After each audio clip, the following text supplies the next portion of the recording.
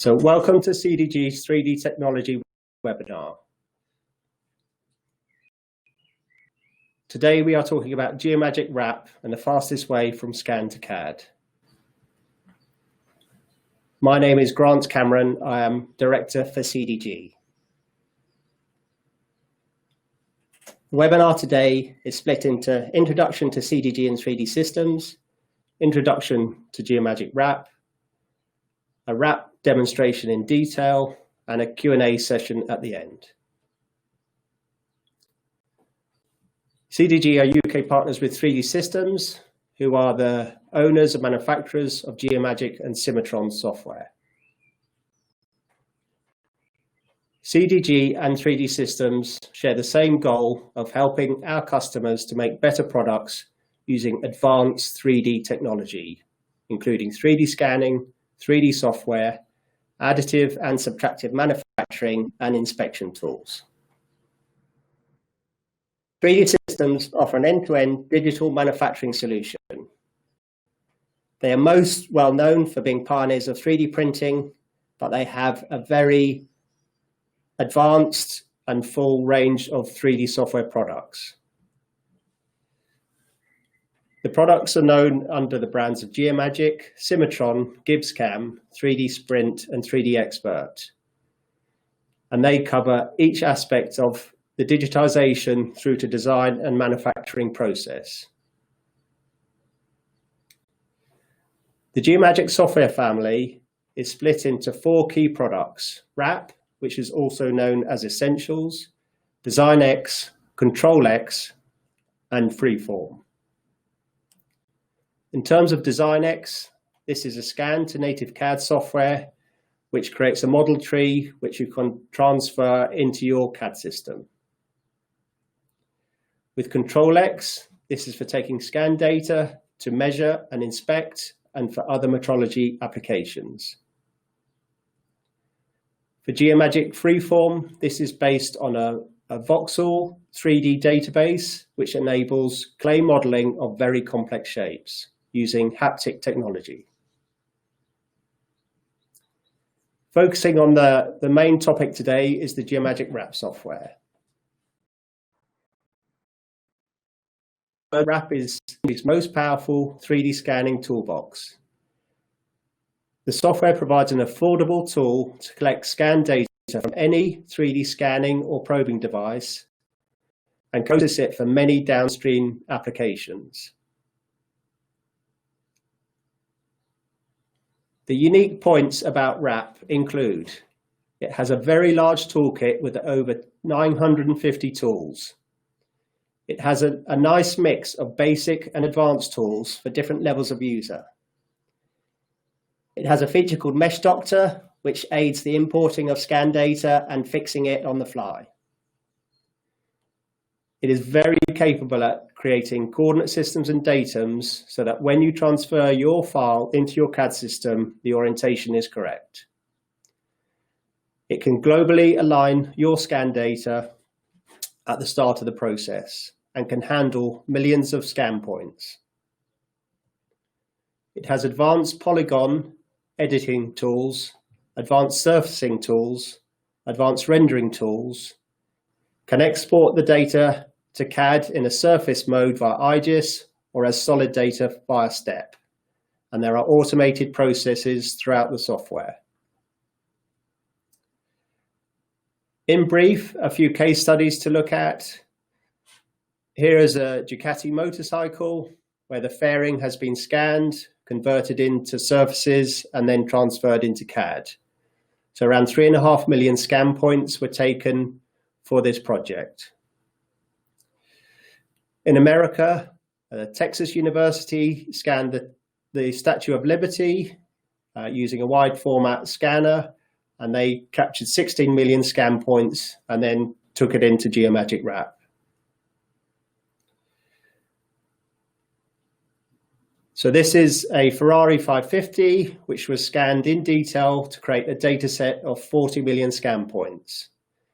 It is worth emphasizing that the number of scan points that are captured is dependent on the resolution of your scanner or scan data and the number of scans. terms of workflows, there are different workflows for passing the data through Wrap. So here are 3 examples. So this one shows scanning an object, preparing it in Wrap in terms of a polygon data set, and then transferring that onto a 3D printer. This workflow is taking scan data into Geomagic Wrap and taking cross-sectional data to use for CAD purposes.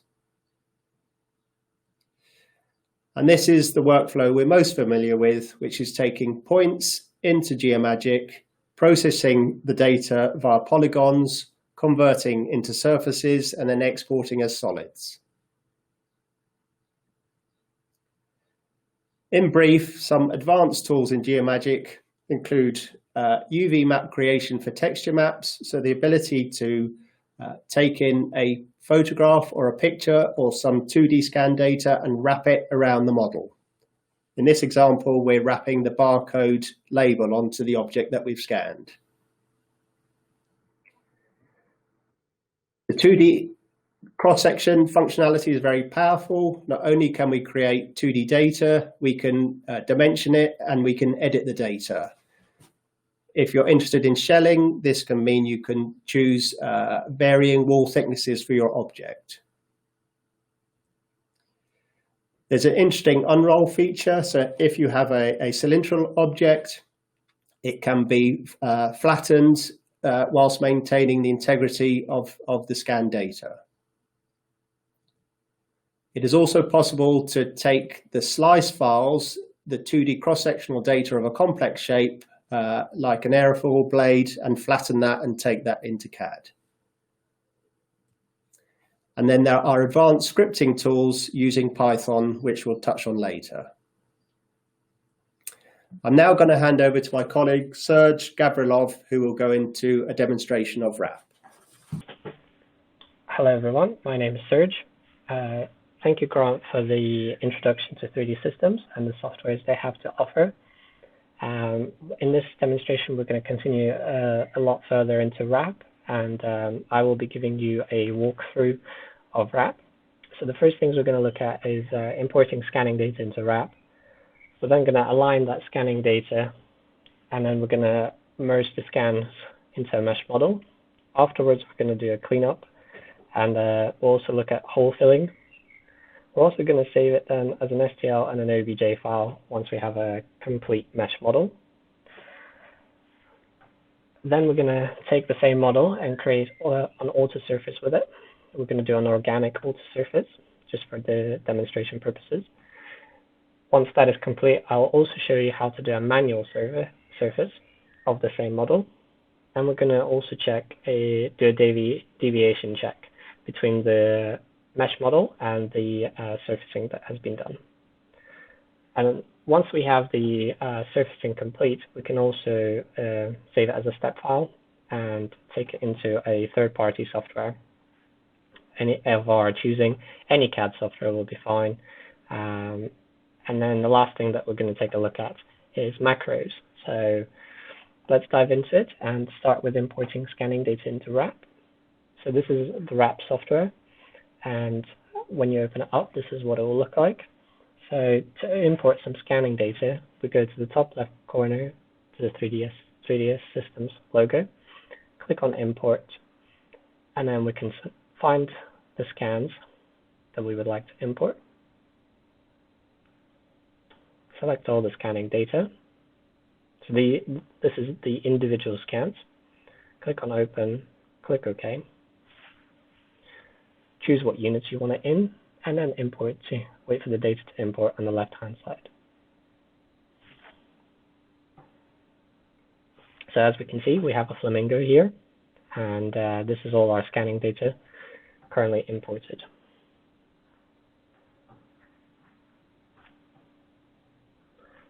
So the next thing is to have a look at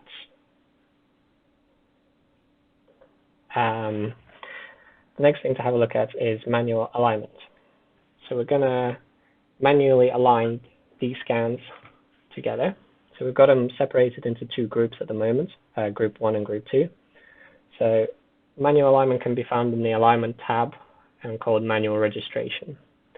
So if I just show you again, select both of the groups, click manual registration, and at this point we have 3 windows. So the bottom window is what we currently have outputted from our scanning data. We then have group 1 on the left hand side in red, and then we have group 2. So group 1 is in the fixed data, which isn't going to move, and group 2 is the floating data, which is the thing that is going to merge within or align properly within the red data.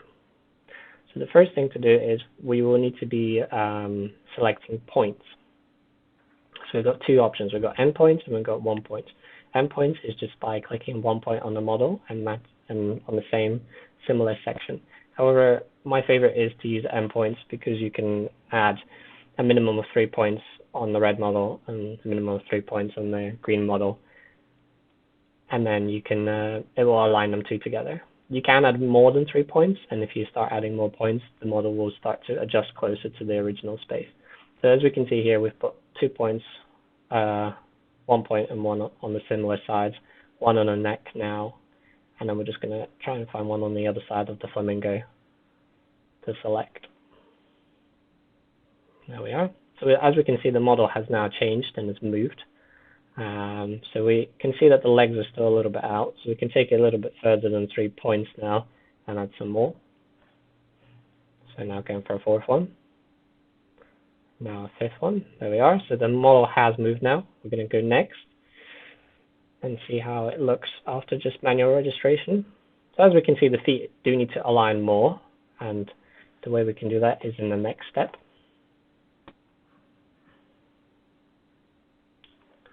So the next step is to do global registration.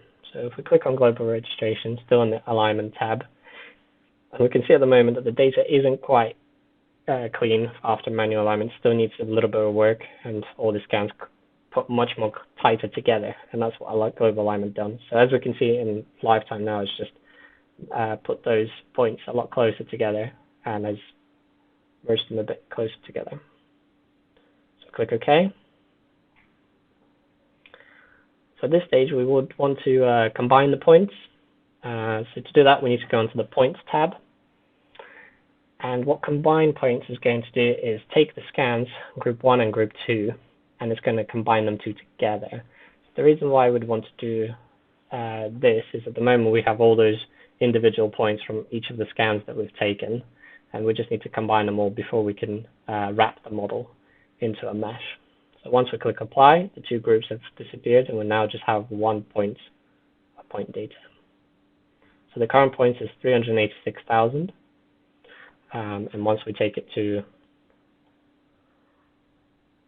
so now we're going to do wrap. So once we click wrap, it's going to come up with some settings asking us whether we want to reduce the noise. So the noise is any floating data points that are currently around the model. They're going to disappear. We're taking them out because they're not part of it. So once we click OK, we now have to wait for it to process. So we'll end up with roughly around, so 786,000 current triangles for the mesh model. So we can see that the model has some holes in it, and it needs some fixing, especially particularly around the feet, and we can see we've got some noisy data around here as well that needs to be cleaned up. So let's have a look at the cleanup tools. So to filling in holes actually first, sorry. So to fill in the model, we have something called fill single. So fill single will allow you to fill in the holes with curvature or with tangent method, and you can also fill the holes in flat. You have full fill, partial fill, and bridging. So we'll take a look at those individual ones. And then we also have fill all options, which will fill in all the holes on the model that it can find. You can deselect the largest holes one by one off the model should you wish to. So let's just take a look at that.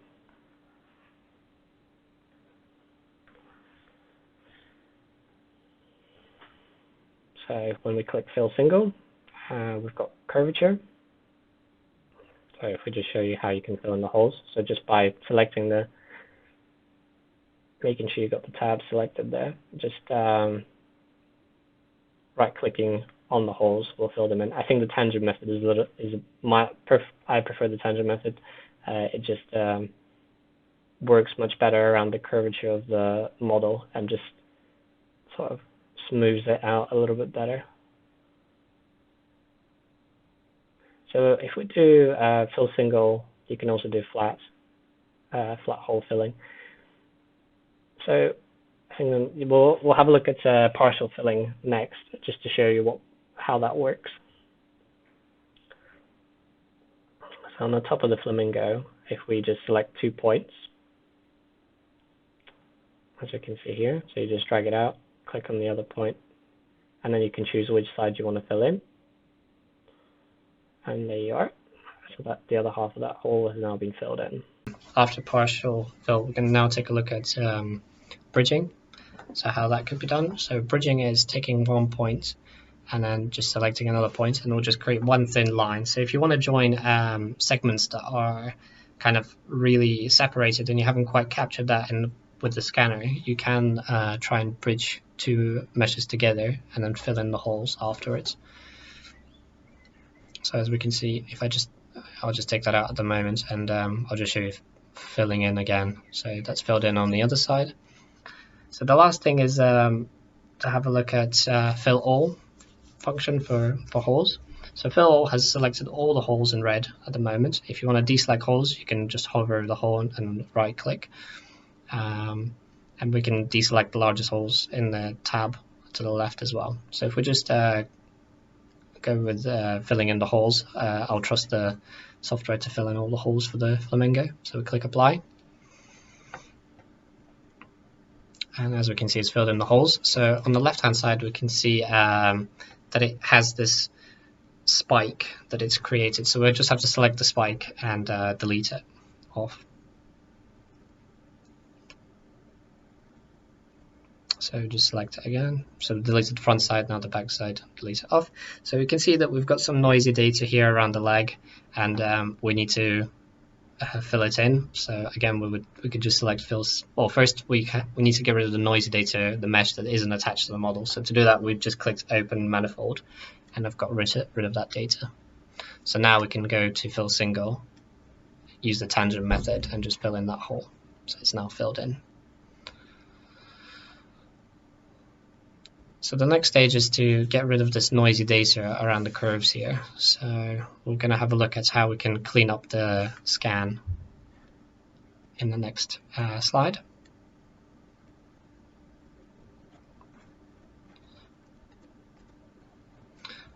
So this is what we just did with the filling in the holes.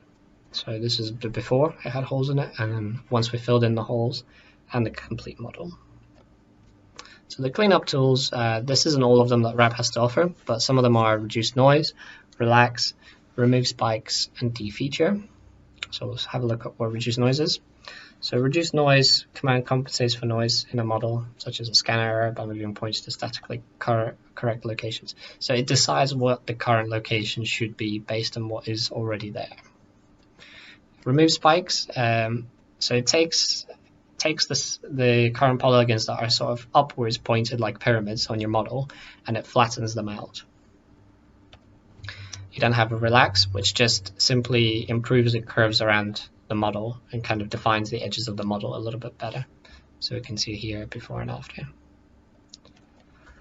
And then we also have defeature, which is deletes any sort of features, details that you had before, and just flattens them out if you don't want them. So in this case, I'm just selecting the top of the feathers that the scanner had picked up of the flamingo and smoothing them out on top of the surface. And then the last thing is we'll have a look at how we can save that as an STL file once we have a complete mesh. So if we just have a look at this. So first, reduce noise. Set it to medium and conservative. So just to you can do aggressive. Aggressive is going to take out a lot more detail out of your model, so that's why I choose conservative. Again, just for the demonstration purposes, we'll just set them to middle. just to show you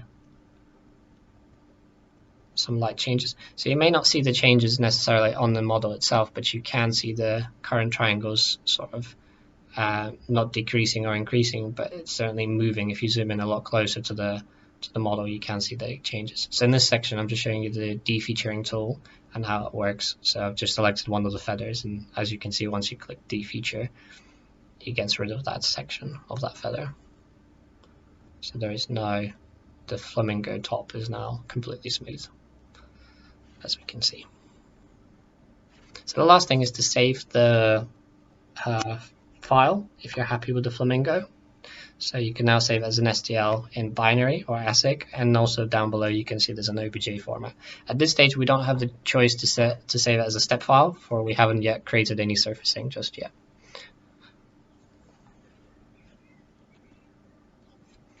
Okay, so let's have a look now at auto model surfacing. So it has a feature called extract surfacing, which just prepares exact surfacing, which just prepares the model for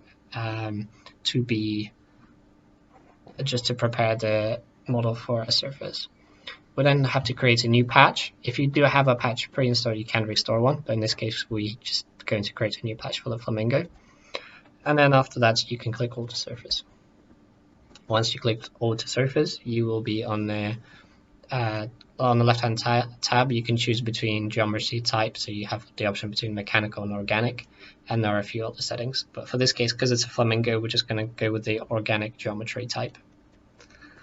Okay, so once that is whilst that is processing, you might have an error like this come up, which may look like an error, but it's actually just asking you whether you want to manually change some of the surfacing that it has done, especially around extreme sort of curves around the model. So particularly around the feet, for instance, there's a lot of curvature going on. So it may ask you, do you want to fix it manually, or would you like the algorithm to take its turn to try and figure it out? So this is what we're really looking for. So we're going from a polygon model in blue to a patch to be created during the auto surfacing process, and then once that is complete, we will have a fully surfaced model on the last picture. Okay, so let's have a look at auto surfacing. And so we go to the exact surfaces, we click exact surfacing, and then once that is prepared, we can then click on auto surface. So choosing making sure we've got geometry type organic.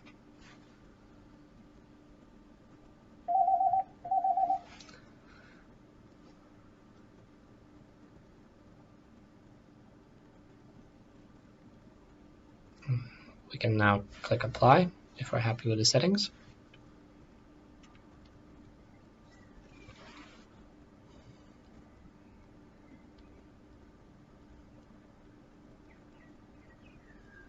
So we're just gonna skip ahead whilst we wait for it. So it is a lengthy process. So once it processes, it will show you part of the batch of the patches that is created that we can see there. So it's asking us whether we're interested in manually repairing some of these patches. So for just auto surfacing purposes, I'll click no and show you how it deals with it itself.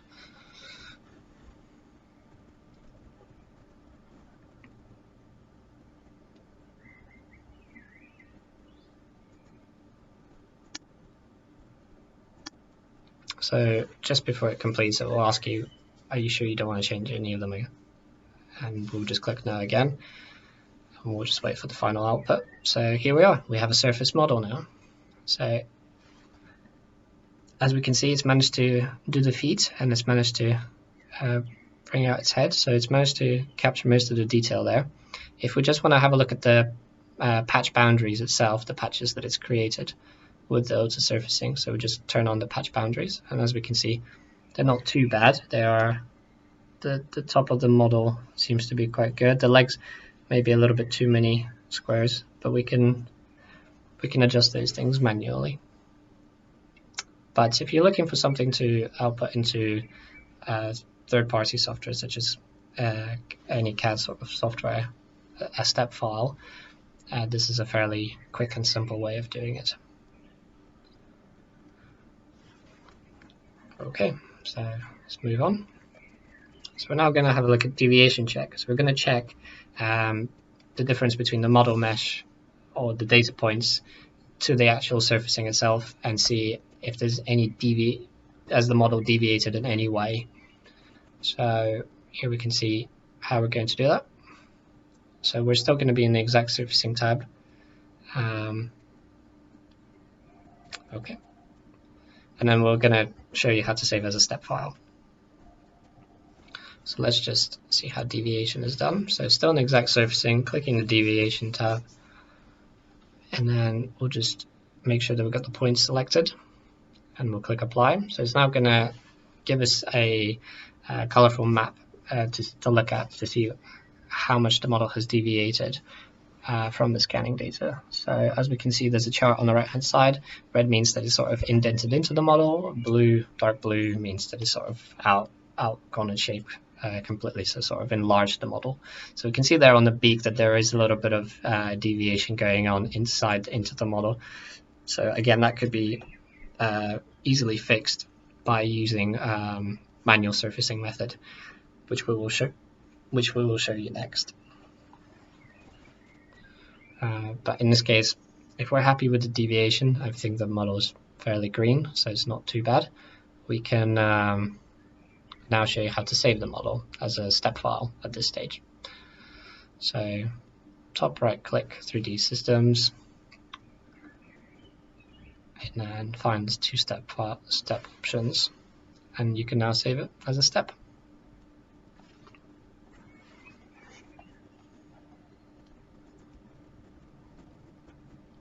Okay, so let's have a look at manual surfacing quickly and just see how that is done.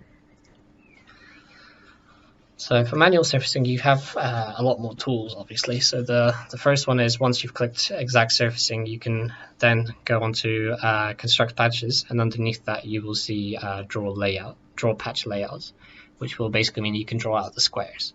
Once you've drawn out the squares, you might want to do this function up here, which is the shuffling function. So if you want to shuffle any of the squares that you've made and you're not happy with the position that they're in. We also have something called template function. So templates is if you want to import a template from another software that you've created into Wrap onto that model. We also have the construct grids. So that's something that you do once you've imported a template and you've done your manual surfacing in Wrap, manual patches that you've created. So once you've constructed grids, the last step is to click Fit Surfaces, and that will create, take your patches and create a surface out of it on top of the model. So let's just have a look at the process for manual surfacing.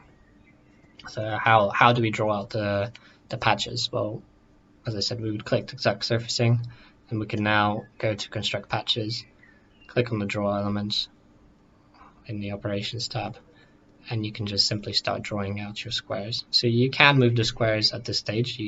They're not fixed on the model. You can change them to whatever position you like, as you can see here.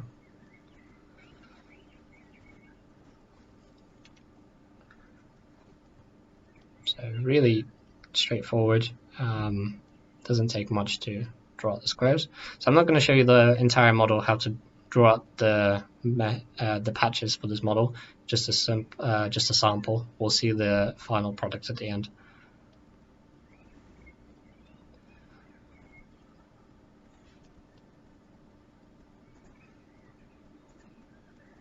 So you can just rotate around the model. So to rotate, I'm just pressing Control left and going around it. Okay, let's get that one. Okay, so the next thing is, let's just have a look at shuffling the model.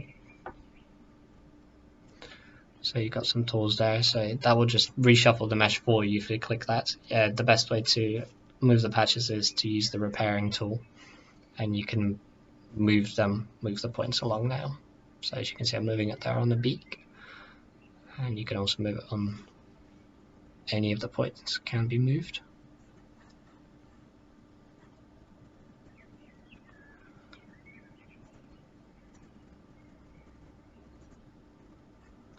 Okay, so that's moving the points. So the next thing, once you're happy with the points, you'd want to construct a grid. So you want to take your patches and now make it into a proper solid grid that isn't going to move anywhere. It's fixed. So let's just have a look at that.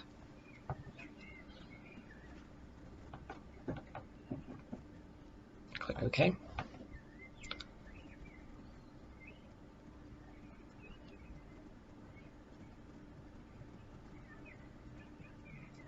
So then you may want to repair the grids. So just in case you're worried that something maybe has gone misaligned or has gone not correctly. So in this case, I'm just double checking it. And you can also edit the grid. So you can partially move the grid a little bit with the edit tool. But I don't advise at this stage. You really should be doing that only in patches. So if we just reconstruct the grid, make sure that it's still stable. And the last step is to fit the surface. So there we are, we have a surface on the model. So let's just have a look in the final step what the surface actually looks like. So there we are. So this shows the patches that we drew out manually for the model, and it shows the surfacing that it's done once we've constructed the grid and fit the surface. And as we can see, we can now save it. We have the option to save it as a step file. So you don't have the option to save it as a step file in the mesh model. It's only after you have done surfacing. So the last thing to look at is macro keys, which is going to show you how quickly you can go from the scanning data to a fully meshed model, just a polygon mesh.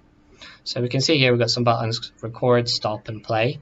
So that's to record your macros, and once you've done, you can right click, you can click the play button, and it'll come up with these execute buttons, which depends on how many macros you record. For your operation, you might only have one, or you might have two. In this case, I'm only just going to show you one macro that I've pre-recorded and show you what the scripting code looks like in that.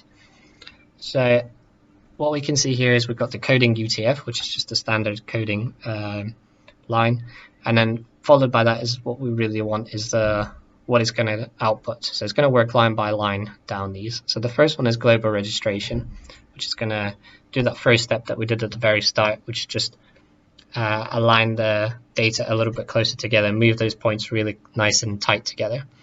We're then going to do merge point objects, which is going to take all the scans and put them into one point cloud data. Once that is done, we're going to wrap the data into a mesh model, and then once fill all holes is filling the holes in that mesh, then it's going to do remove spikes, reduce noise, relax, and open manifold. All of these are the cleanup tools that we use for a mesh. And then the final step that I didn't do in the manual, which is here in the macro, is the remesh. So what the remesh is going to do is take all the polygons that it has and just space them out evenly around the model. So the model will increase the amount of polygons that it has from the 700,000 that it had probably to around about 900,000. So let's just have a look at the video of how we can do that. So we've done just the manual alignment because we cannot macro key that, but we've got the custom macro tab that we've made, and we've just clicked on the macro, and we can see that the first thing that it's doing is the global registration. So once the scans are sort of semi-aligned, it's going to global registrate them. So once it's done the global registration, it will then move to the next step in the scripting, which was to combine it to one point cloud data instead of individual scans. So the global registration takes a little bit longer than some of the other steps in the macro, depending on the way you've structured the macro, and also, of course, depending on the algorithm that's running in the background to post-process your data. So as we can see, it's now moved straight onto wrap. It hasn't even done the point cloud data tab opening because it's so quick. So as we can see, we've now gone suddenly from point cloud data to a mesh model, and it's now doing all the cleanup surfaces. It's already filled in the holes within the model. So it's just done the relax. So now the last step is going to be the remesh, which is going to take a little bit longer because it's having to process all those current triangles.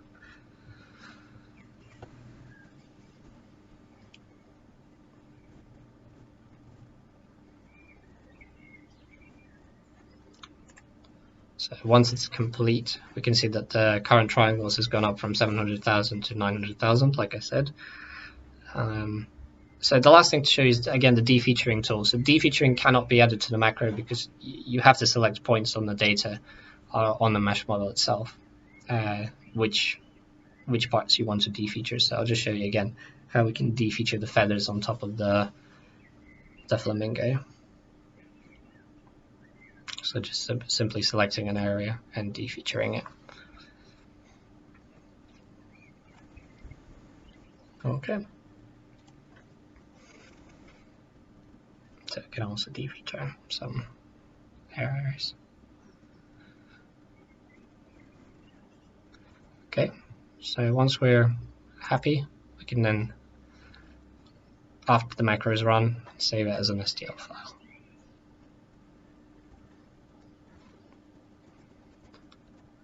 Okay, so the manual versus the macro. So the manual process for the flamingo takes around 10 minutes to go from the scanning data to a fully meshed model that is complete and ready to be 3D printed or taken to another software.